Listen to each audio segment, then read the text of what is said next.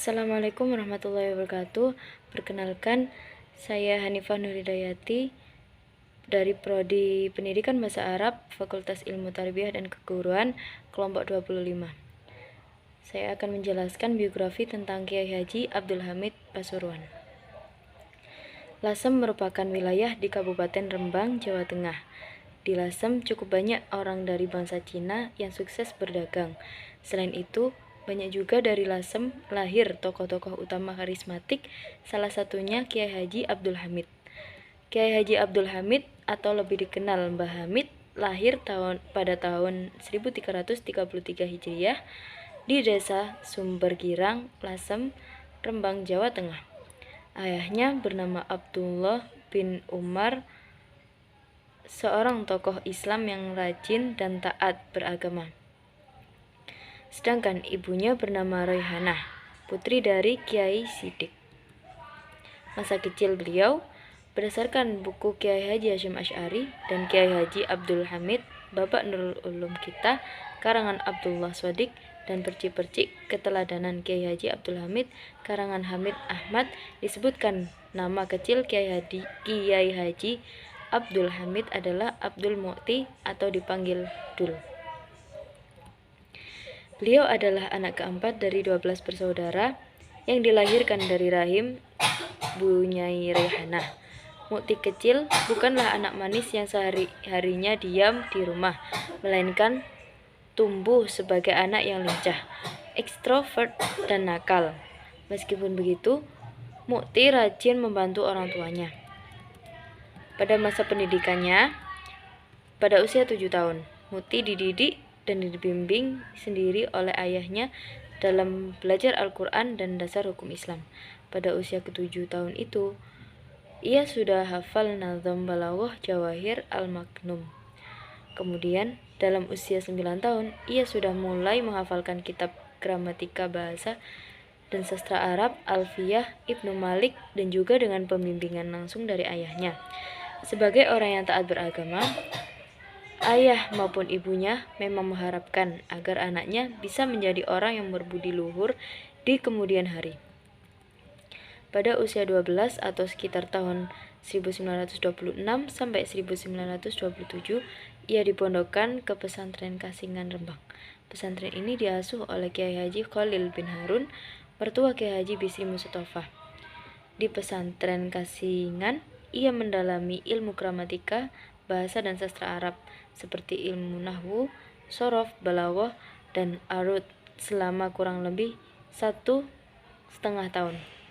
Pada usia 13 tahun, beliau diperintah ayahnya dan mengabdi kepada kakeknya Kiai Muhammad Siddiq atau biasa dipanggil Mbah Siddiq di Jember, Jawa Timur. Dikisahkan pada saat Mu'ti berada di rumah kakeknya, Mbah Siddiq, tiba-tiba datanglah Rasulullah SAW dan saat itu beliau sedang bersama kakeknya. Rasulullah bertanya kepada Mbah Siddiq, "Siapakah anak ini?" Mbah Siddiq menjawab, "Ini cucu saya." Kira-kira 2 tahun kemudian, Rasulullah datang kembali dan berpesan kepada Mbah Siddiq supaya cucunya yang bernama Abdul Hamid tidak diajak pergi haji. Kala itu, Abdul Hamid berusia 15 tahun. Beliau diajak Mbah Siddiq menunaikan ibadah haji. Konon, ketika ziarah ke makam Rasulullah, mereka bertemu dengan Rasulullah SAW dan sempat bersalaman. Keduanya juga mencium tangan Rasulullah, bukan dalam keadaan tidur. Setelah pulang dari ibadah haji di Mekah, Kiai Abdul Hamid melanjutkan belajarnya di pondok pesantren Tremas yang didirikan oleh Kiai Manan. Pada saat itu, pesantren Tremas diasuh oleh Kiai Dimyati bin Abdullah bin Manan. Mula-mulanya, pada saat di pondok Tremas, Kiai Hamid hidup prihatin karena kiriman ayahnya hanya cukup untuk makan nasi tiwul. Celakanya, lokasi warung langganan Kiai Abdul Hamid jauh dari pondok. Apa boleh buat, kaki melangkah setiap hari dengan memakai celana panjang dan bersepatu persis halnya orang berangkat kantor. Sepatunya disembir dengan mengkilap. 5 tahun di sana, ia ditunjuk sebagai lurah di pondok. Kala itu, beliau sekurun waktu dengan Kiai Abdul Ghafur Pasuruan, Kiai Harun Banyuwangi, dan Kiai Masduki Lasem. Selain sebagai lurah pondok, Kiai Abdul Hamid juga mengajar ilmu fikih, hadis, tafsir, dan sebagainya. Sehingga beliau pun mendapatkan bisyarah dan tidak memerlukan lagi kiriman dari orang tuanya. Setidaknya tidak perlu makan nasi tiwul. Adapun perubahan nama Abdul Muti menjadi Abdul Hamid, dalam hal ini ada dua versi.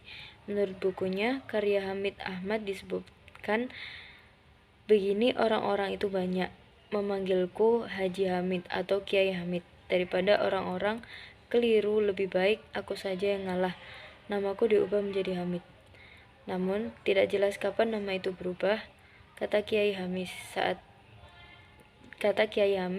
wawancara oleh Kiai Haji Zaki Ubaid.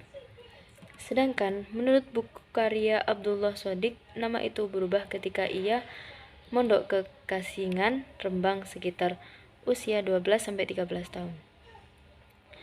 Hal yang dapat diteladani dari kisah yang saya ceritakan, yaitu belajar di waktu kecil bagaikan mengukir di atas batu. Jadi jangan sia-siakan masa mudamu. Sekian dari saya, mohon maaf apabila terdapat salah kata. Ihdinas siratal mustaqim. Assalamualaikum warahmatullahi wabarakatuh.